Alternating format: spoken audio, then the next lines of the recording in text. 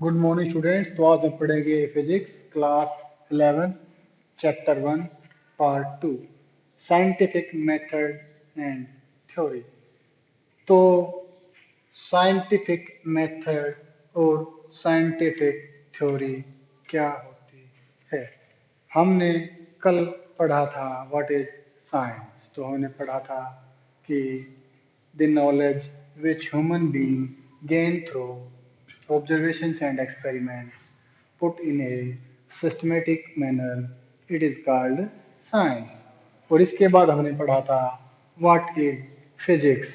तो वो था the branch of science which deals with the study of physical quantities। और इसके बाद जो बात आई थी वो थी व्हाट आर फिजिकल क्वांटिटीज। तो हम कह सकते हैं all the quantities which are measurable in any way are called physical quantities. जैसे कि ये पेन एक फिजिकल क्वांटिटी है, ये बोर्ड एक फिजिकल क्वांटिटी है, इसका कलर वाइट है, हम इसकी लेंथ और ब्रेथ को मेजर कर सकते हैं। अगर हम किसी चीज़ के बारे में, किसी क्वांटिटी के बारे में कुछ भी मेजर कर सकते हैं, कलर, चमक, smell, speed, anything, any one aspect that we can measure. अगर हम किसी भी एक चीज को मेजर कर पाते हैं तो हम कहेंगे कि वो चीज फिजिकल है, यानी कि भौतिक है।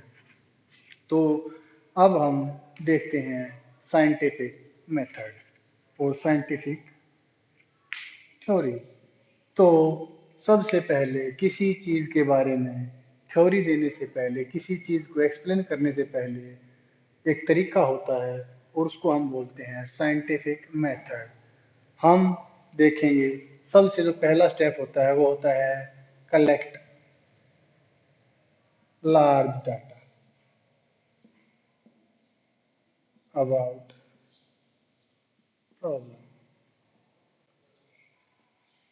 पहले प्रॉब्लम के बारे में काफी सारा डाटा इकट्ठा करो। Do a lot of observations, काफी सारी ऑब्जर्वेशंस कीजिए। उसके बाद स्टडी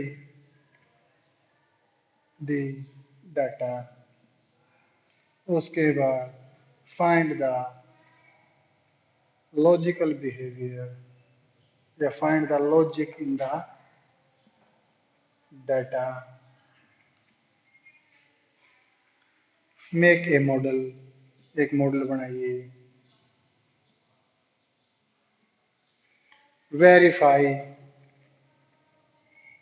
मैथमेटिकली,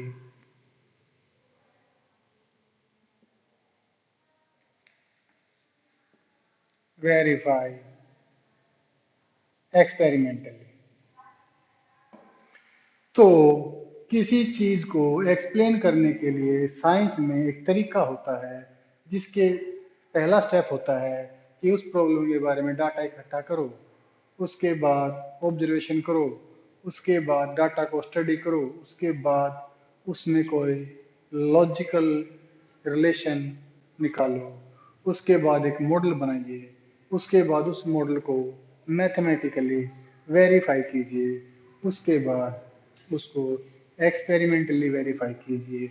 और अब हम देखेंगे कि इस सब को हम कैसे यूज करते हैं एक हमारे कॉमन एग्जाम्पल के द्वारा।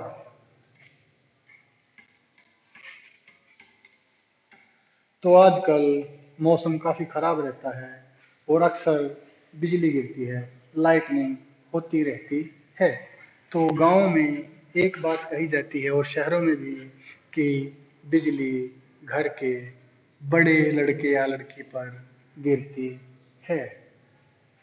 तो ये एक ऑब्जर्वेशन है, लेकिन इसका जो स्टडी है वो साइंटिफिक तरीके से नहीं की गई है। हम देखते हैं कि हम कहते हैं कि अगर लाइटनिंग हो रही है तो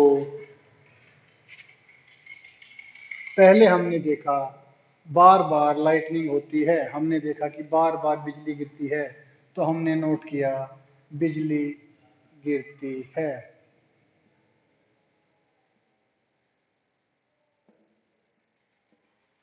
नंबर 2, गांव में हमारे इंडिया में बोलते हैं कि घर के बड़े लड़के या लड़की पर गिरती है, ऑन एल्डर मेंबर और होम। लेकिन ये तरीका साइंटिफिक नहीं है।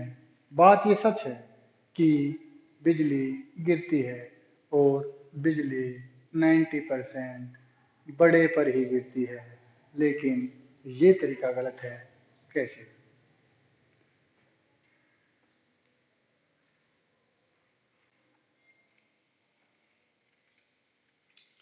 फ्रैंकलिन ने एक एक्सपेरिमेंट किया लाइटनिंग के साथ और उसने बताया कि अगर लाइटनिंग हो रही है तो वह अपने आसपास की सबसे ऊंची चीज पर गिरेगी, न कि बड़े पर।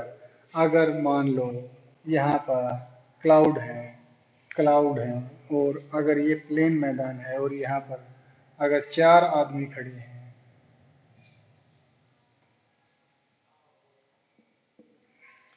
और मान लीजिए ये एज में सबसे बड़ा है और ये एज में सबसे छोटा है, लेकिन किसी वजह से इसकी हाइट ज़्यादा है, तो लाइटनिंग इस पर होगी। तो ये साइंटिफिक मेथड है, ये साइंटिफिक थ्योरी है। वो जो हमने पहले जो हमारे गांव में या शहर में बोलते हैं वो साइंटिफिक नहीं है। तो यही होता है मैथमेटिकल, क्या बोलते हैं इसको, साइंटिफिक मेथड, और इसी को बोलते हैं साइंटिफिक थ्योरी। और अगर हम इसको एक और एग्जांपल से समझें कि मान लीजिए मान लीजिए कि मैं रात को किसी शमशान घाट के पास से जा रहा हूँ और अचानक से किसी चिता से, जो कि बुझ चुकी है, रंग बिरंगी रोशनी निकलने लगे, तो क्या होगा? तो जाहिर सी बात है एक नॉर्मल इंसान डर जाएगा, लेकिन जिसने साइंस पढ़ी है उसे पता है कि इसके पीछे कोई भूत वगैरह नहीं है, इसके पीछे सिंपल केमिस्ट्री है, क्योंकि हमारी हड्डियों में फॉस्फोरस होता है। और जब हम किसी इंसान को मरने के बाद जला देते हैं तो उसकी कुछ हड्डियां बच जाती हैं, और जब हवा चलती है तो उसके ऊपर से जो राख की परत है वो हट जाती है, और वो फास्फोरस हवा के संपर्क में आते ही जलना शुरू कर देता है। तो होती तो वो केमिकल रिएक्शन है, और अगर हमें उसका सही मेथड नहीं पता, सही रीज़न नहीं पता, तो हम इसको कुछ भी नाम दे देते हैं। कई बार हम इसे भूत का नाम देते हैं, जबकि वो सिर्फ एक केमिकल रिएक्शन थी, इसकी, फॉस्फोरस की, किसके साथ? हवा के साथ। Thank you. तो आज के लिए आपका इतना काफ़ी